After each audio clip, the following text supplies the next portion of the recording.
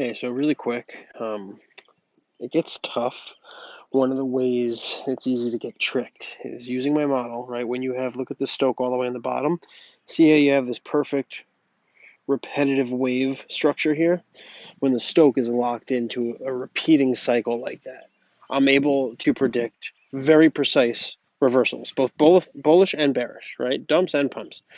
So it looks like the 4 hours turning up here, and I preach about using multiple time frames all the time. We got this big green bounce, and now we're turning up, and it looks like the 4 hours turning up.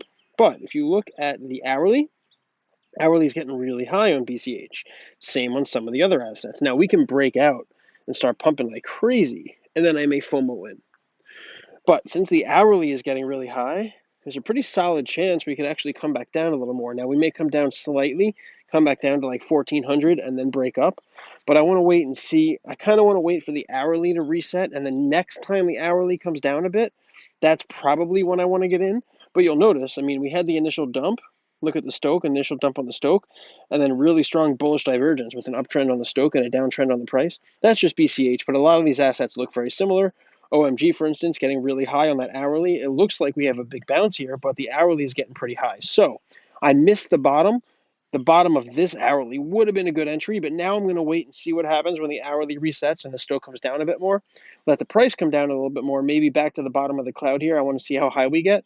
Then I'll probably enter, because I bet OMG runs all the way back to the top of the cloud. I bet she goes back to 1240, right around 1240 where the prior top was. Pretty confident about that. So I think I might enter into a trade here, but I'm going to look at the charts a little bit longer, and I'll let you guys know. I'm probably going to wait on most of the assets to get in until the hourly resets, so another 3-4 hours maybe. But some of them I'm probably going to get in within the next hour or two. So stay tuned for my post. I'll let you know.